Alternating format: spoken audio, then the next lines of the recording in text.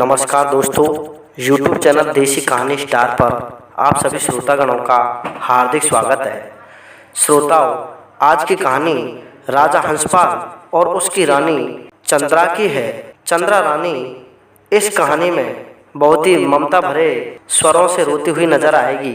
कृपया इस कहानी को पूरा सुनें और जिन श्रोतागणों ने अभी हमारे चैनल को सब्सक्राइब नहीं किया है वो हमारे चैनल को सब्सक्राइब करके वीडियो को लाइक अवश्य कर दें। तो चलिए श्रोताओं, चलते हैं कहानी पर। एक समय की बात है, एक बिंदौरागढ़ नगरी का राजा हंसपाल हुआ करता था। राजा हंसपाल के दो रानियां थी। बड़ी का नाम चंद्रा था और छोटी का नाम बिंद्रा था। श्रोताओं, बड़ी रानी गर्भवती हो जाती है और छोटी रानी को कोई संतान नहीं होती है। बड़ी रानी के गर्भवती होने पर छोटी रानी को बहुत ज़्यादा जलन होने लगती है और वो सोचने लगती है कि बड़ी रानी अगर किसी पुत्र को जन्म दे देती है तो मेरा काम सिर्फ दासी का काम रह जाएगा। मैं रानी से दासी हो जाऊंगी। मेरी इस महल में कोई वैल्यू नहीं रहेगी, मेरा कोई मान सम्मान नहीं रहेगा। इसलिए वो रात्रि के समय में अपने महलों से खड़ी होकर के और अपनी नगरी में आ जाती है। नगरी में आकर के वो एक पंडित के पास में आती है और ब्राह्मण देव से कहने लगती है कि सुनो ब्राह्मण देव, आप हमारे महलों में चलिए, आपसे बहुत बड़ा काम है। रानी के आदेश को पाकर के ब्राह्मण उसी महल में और रात्रि के समय में आ जाता है और रात्रि के समय में वो छोटी रानी ब्राह्मण देव से कहने लगती है कि सुनो ब्राह्मण देव, इस रानी को पुत्र होने वाला है और इसका पुत्र किसी न किसी तरीके से मरना चाहिए। ये अगर मर जाएगा तो मैं आपको बहुत बड़ी इनाम दूंगी। ब्राह्मण देव रानी की ऐसी बातों को सुनकर के तुरंत मना कर देता है कि मैं ऐसा घोर अन्याय कभी नहीं कर सकता कि इस रानी के पुत्र को मरवा दूं। तभी रानी ने उसे एक मोहरों से भरा हुआ थैला दिया, सोने की गिन्नी पकड़ा दी। कम से कम 100 मोहरें उस ब्राह्मण को दे दी गई।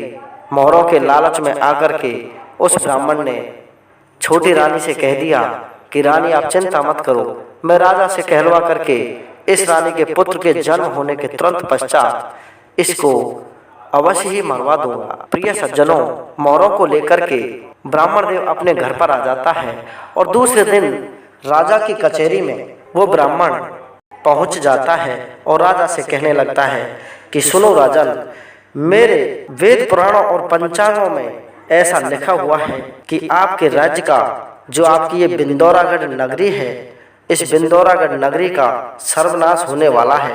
आप पर शनि चढ़ा हुआ है। ऐसी बात सुनकर के राजा हंसपाल एकदम से घबरा जाते हैं और ब्राह्मण देव से कहने लगते हैं कि सुनो ब्राह्मण देव, ऐसा क्या होने वाला है कि मेरी बिंदौरागढ़ नगरी समाप्ति की ओर जा रही है? किस कारण से इसका सर्वनाश होने वाला है? ब्राह्मण देव राजा से कहने लगते हैं कि सुनो राजन, आपकी बड़ी रानी चंद्रा को पुत्र होने वाला है और इस पुत्र के जन्म होने के तुरंत पश्चात ही आपकी ये बिंदौरागढ़ नगरी है, इस पर शनि चढ़ जाएगा और ये पूरी तरह से ध्वस्त हो जाएगी। इसका खंड खंड विखंडन हो जाएगा। अपनी नगरी के खंडन की बात को मन में विचार करते हुए राजा बहुत ज्यादा घबरा जाते हैं और ब्राह्मण देव से कहने लगते हैं कि सुनो ब्राह्मण देव, इसका कोई उपाय अवश्य बताओ। ब्राह्मण देव ने तुरंत कहा कि आपकी रानी को जो पुत्र होगा उस पुत्र की मृत्यु करवा देना, उसको मरवा देना, उसे जीवित ही शमशान घाट में गढ़वा देना, तब जाकर के आपकी नगरी का विनाश होने से बचा जा सकता है, आपकी नगरी को विनाश से बचाया जा सकता है। इधर रानी को प्रसव पीड़ा होने लगती है, पेट दर्द होने लगता है और रात्रि के समय में उसने एक सुंदर पुत्र को जन्म दिया। रानी चंद्रा अपने पुत्र को जन्म देते वक्त बेहोश हो जाती है। इधर राजा अपने जल्लादों से कहता है, बड़ी रानी चंद्रा ने पुत्र को जन्म दिया है, उस बच्चे को शमशान घाट में जाकर के गड़वा दिया जाए। जल्लादों ने राजा की आज्ञा को मानते हुए उस बच्चे को शमशान घाट में ले जाते हैं और एक बहुत बड़े मटके में रख कर के जमीन के अंदर गाड़ देते हैं। प्रिय सज्जनों, इधर क्या होता है, जब रानी को पता चला कि मैंने किसी संतान को जन्म दिया है लेकिन मेरे पास में वो संतान है नहीं, तो वो अचरज में पड़ जाती है और जोर जोर से चीख चीख कर अपनी दासी को कहने लगती है कि सुनो दासी, मैंने किसी संतान को जन्म दिया होगा, मेरी संतान कहाँ है। दासी रानी की बात को सुन करके चुप हो जाती है और कुछ बोलती नहीं है। रानी समझ जाती है कि कुछ ना कुछ तो गड़बड़ है, दासी बोल नहीं रही है। जब रानी ने चिल्ला करके दासी से कहा कि या तो मेरे बच्चे को बता दो वरना मैं आपको फांसी पर चढ़वा दूंगी, तो दासी हाथ जोड़कर कहने लगी कि सुनो रानी, आपकी कोख से जो संतान जन्म हुई है वो हमारे नगर बिंदौरागढ़ का नाश कर देती, इसलिए राजा ने उसको शमशान घाट में गड़वा दिया है। रानी ने जब ऐसी बात सुनी तो रानी एकदम से उठ खड़ी हुई और अपने महलों से शमशान घाट की तरफ दौड़ पड़ी। शमशान घाट में पागलों की तरह अपने बच्चे को ढूंढती हुई इधर उधर देखती है। बारिश का मौसम था, बिजली कड़क रही थी, अंधेरा छा रहा था। प्रिय सज्जनों, जब रानी पूरे शमशान घाट में अपने बच्चे को खोजती है लेकिन उसे कुछ दिखाई नहीं देता है, तो एकदम से बिजली कड़कती है और उसे उस मटके का कनाठा दिखाई दे जाता है। जब मटके का ऊपरी छोर उसे दिखाई दिया तो तुरंत उस मटके के पास में जाती है और उस मटके को जमीन में से निकाल लेती है। जैसे ही जमीन में से उस मटके को निकालकर उसके ऊपर से ढक्कन हटाया तो देखा कि उसका पुत्र अंगूठा चौंक रहा है, अंगूठे को चूस रहा है। रानी ये देखकर फपक फपक कर रोने लगी कि मेरे पुत्र को मेरे पति ने जीवित ही गड़वा दिया है। हे भगवान, अब मैं इस पुत्र को लेकर के वापस महलों में जाऊंगी तो मेरे पति देव इसको अवश्य ही मरवा देंगे, इसलिए इसे लेकर के किसी जंगल में कुटिया बना करके रह लूंगी, लेकिन महलों में नहीं जाऊंगी।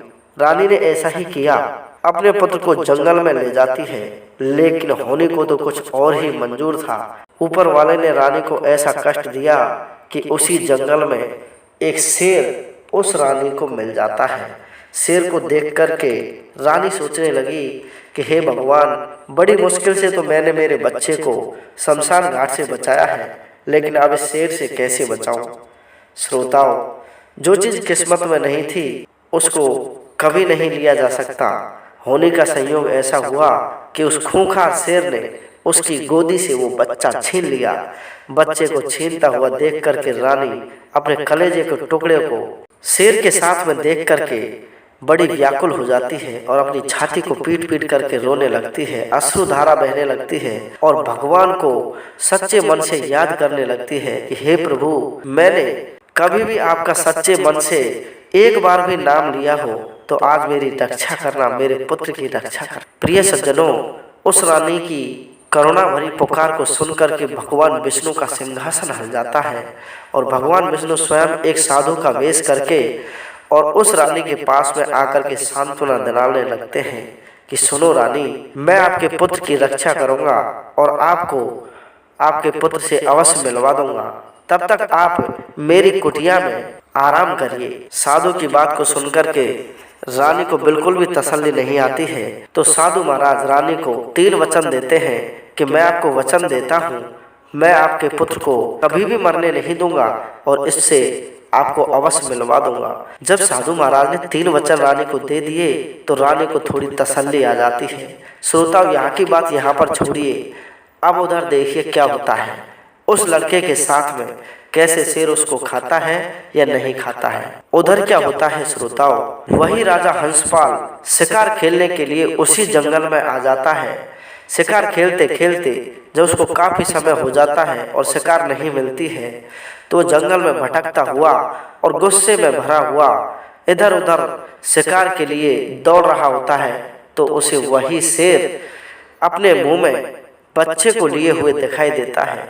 जब राजा हंसपाल ने देखा कि ये शेर किसी के बच्चे को उठा करके ले आया है और अभी कुछ ही समय में इसको अवश्य ही मार देगा, तो राजा हंसपाल ने गुस्से में भर करके एक बहुत भयानक तीर चलाया और उस शेर के जाकर के लगा।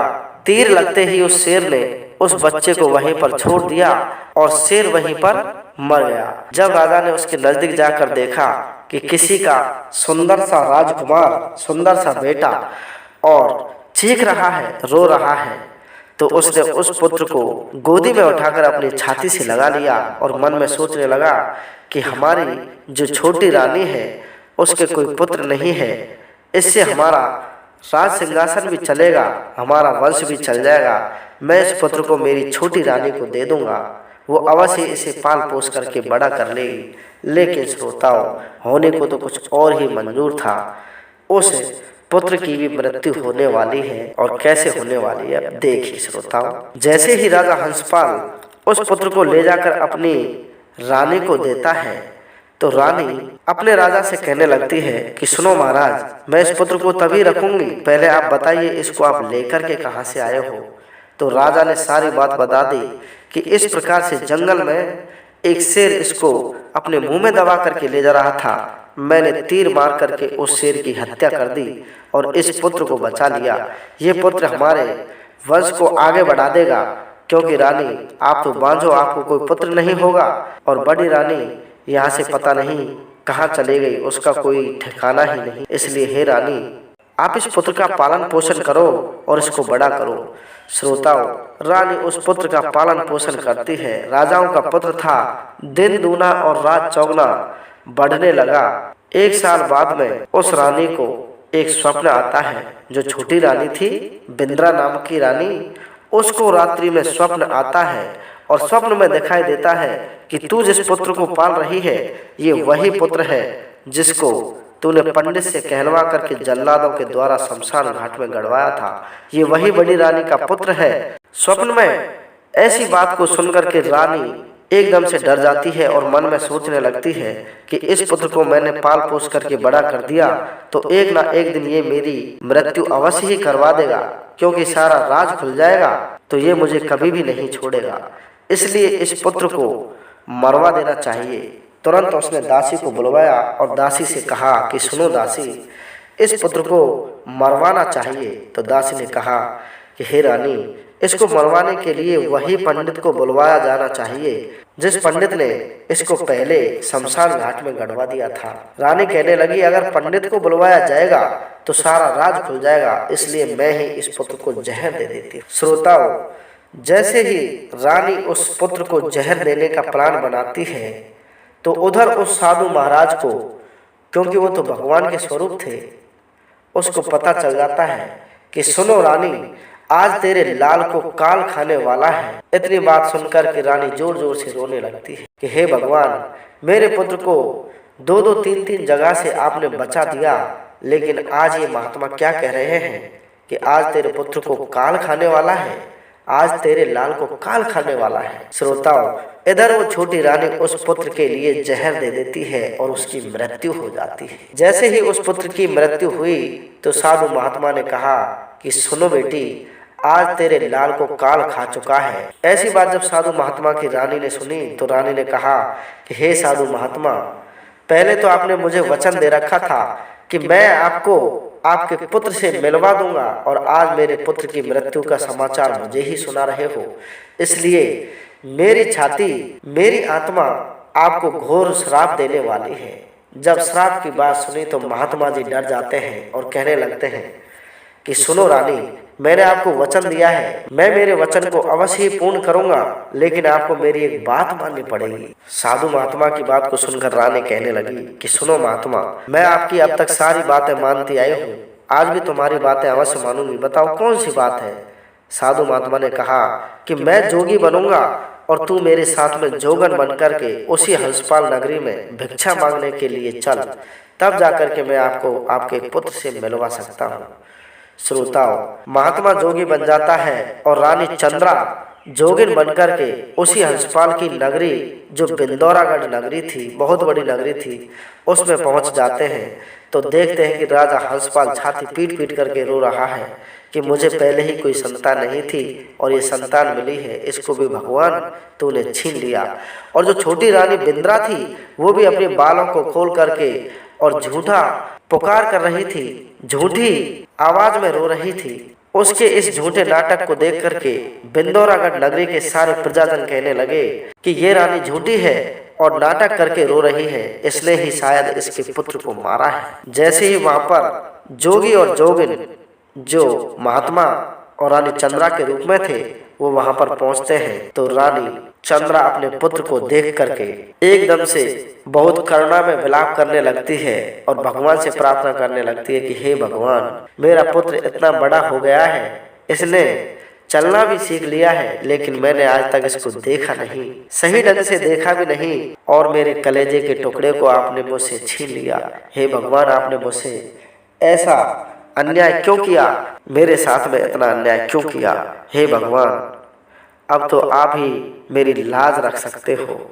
इस प्रकार से छाती पीट पीट करके जैसे ही रानी चंद्रा रोने लगी तो भगवान विष्णु का सिंहासन हिल जाता है, और जो जोगी के रूप में वो महात्मा उस रानी के साथ में आया था, वो स्वयं भगवान विष्णु का ही रूप था। रानी चंद्रा की करुणा में रुदन को देख करके और हंसपाल के आंसुओं को देख करके भगवान विष्णु को दया आ जाती है, और स्वयं साधु के वेश से हट करके अपना चतुर्भुज रूप राजा हंसपाल को दिखाते हैं, और राजा हंसपाल से कहने लगते हैं कि सुनो हंसपाल, तूने इस ब्राह्मण के चक्कर में आकर के अपने ही पुत्र को मरवाने की कोशिश की थी, लेकिन इसकी किस्मत में काफी लंबी उम्र लिखी हुई है, इसको कोई नहीं मार सकता। ये रानी जो चंद्रा है, ये बिल्कुल सतवंती रानी है, और जो तेरी छोटी रानी है, ये बहुत ही नीच स्वभाव वाली रानी है। तेरे पुत्र को मारने में इन सब का हाथ था, इसलिए इन सब को दंडित किया जाए। जब राजा ने भगवान विष्णु की सारी बात सुनी तो सबको अपनी कचहरी में एकत्रित कर दिया और सबसे पूछा कि सत्य बात क्या है, आप सही बताओ वरना आपको फांसी दी जाएगी। ऐसी बात सुनकर के राजा हंसपाल की ब्राह्मण जी और रानी और दासी सारे डर जाते हैं और मन में सोचने लगते हैं कि राजा अब तो हमें अवश्य फांसी दिलवाएगा, क्योंकि जब भगवान स्वयं कह रहे हैं कि हमारा सबसे ज्यादा खोट है तो इसमें कोई झूठ वाली बात नहीं है। और सभी ने हाथ जोड़ करके कह दिया कि सुनो महाराज, मारो चाहे छोड़ो, इस घिनौने कार्य को करने में हम तीनों का ही हाथ है। श्रोताओं, राजा हंसपाल ने अपनी रानी को फांसी पर चढ़वा दिया, दासी को सूली पर चढ़वा दिया, और जो पंडित था उसको जिंदा ही दीवार में चुनवा दिया। तो हे श्रोताओं, ये कहानी बहुत करुणा में कहानी थी। माँ बेटे की ममता क्या होती है, इस कहानी में पूर्ण रूप से झलक रही थी। श्रोतागणों, ये कहानी आपको आशा करता हूँ बहुत अच्छी लगी होगी। अगर अच्छी लगी है तो हमारे चैनल को सब्सक्राइब कर लो, और ऐसी ही कहानी सुनने के लिए वीडियो को लाइक और शेयर कर दो। जय हिंद, जय भारत।